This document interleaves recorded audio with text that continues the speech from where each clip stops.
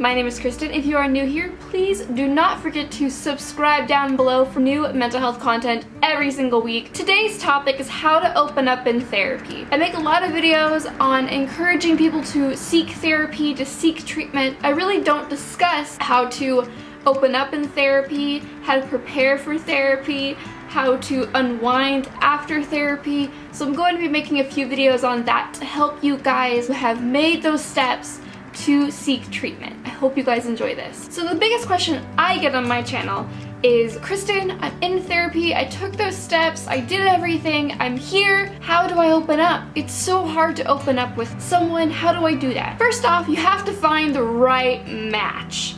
It's kind of like dating.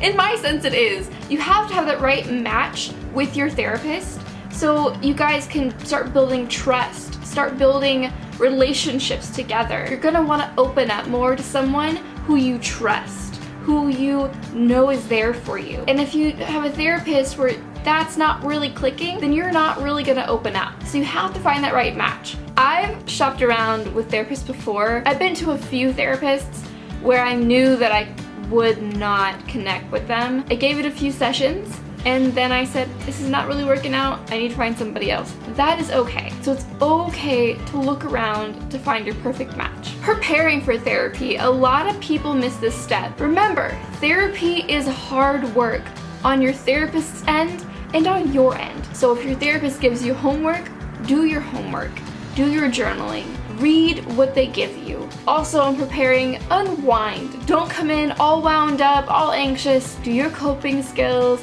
listen to some relaxing music, and unwind before you go in. This will help you so much in therapy because if you're all wound up when you go in, it's gonna be really hard to open up. But if you're relaxed and you're calm and you are ready to go and you are ready to work on yourself, you are gonna have a good time that day. Sometimes when the conversation is going, it has those awkward pauses. You know what I'm talking about. Those pauses in therapy where you've been talking, it's been flowing, and then silence. It's so awkward, and then you start freaking out that you said something wrong, or they're analyzing you, or they're writing something down, and you're like, what are you writing down? You need to relax and breathe. They're probably just taking notes on what you said so they can remember later. Or maybe you said something interesting to them and they want to write it down. They're not analyzing you all the time. Pretend like this is just a friendly conversation you're having with a friend. So when those long, awkward pauses stop and you start getting all freaked out and you don't know what to talk about, don't worry.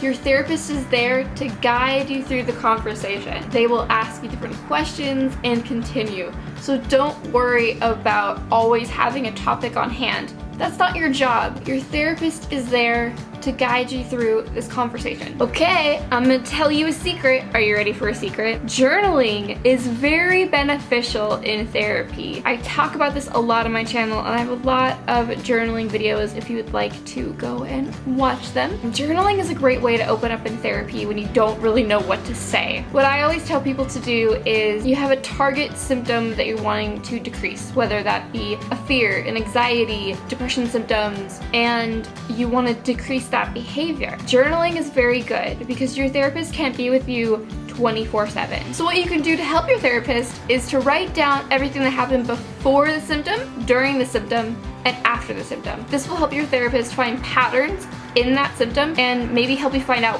why you are experiencing anxiety or depression or flashbacks or whatever you are going through. Having a journal is a good way to document your feelings. Sometimes we really don't know what we're feeling, and so when we go into therapy, we're like, I don't know what I'm feeling. I don't know what's going on. Journaling is a good way to have a documentation of how you're feeling, when you're feeling it, when you have good days, bad days. It's also good when you have questions for your therapist. Write down things you want to ask. Write down things you want to discuss. Write down things that you need help on. Maybe you need some coping techniques or certain coping techniques. Write that down.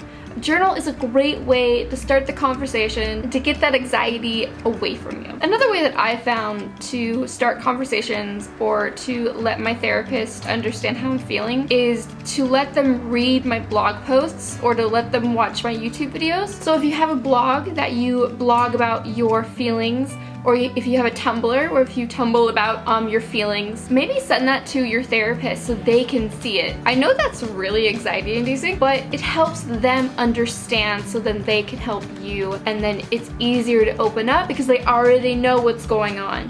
I've had my therapist watch my YouTube videos as well as read some of my posts on support group blogs that I do, and read some blog posts that I do as well. This is an absolutely fantastic way to ease that anxiety, to open up, because they already know what's going on if they read your blog or they saw your YouTube.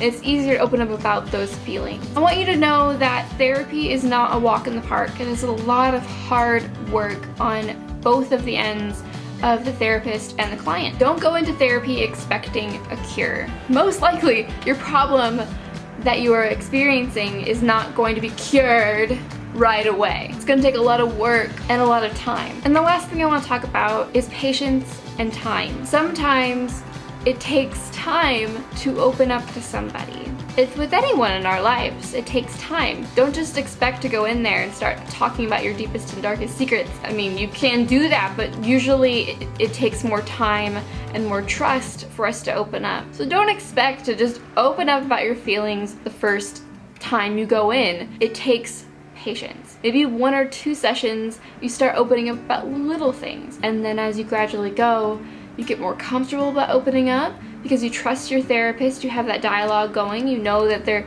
there for you, they would never judge you. It's not the job of a therapist. A therapist is not there to judge.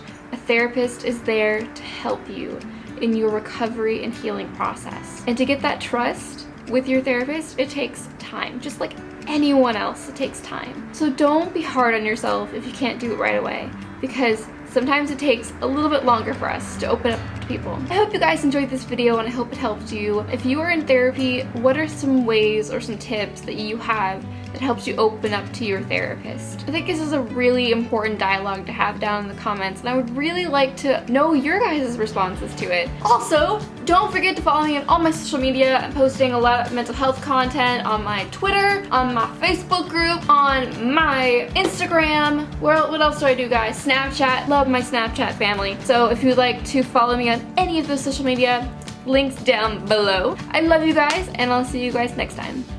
Bye, guys.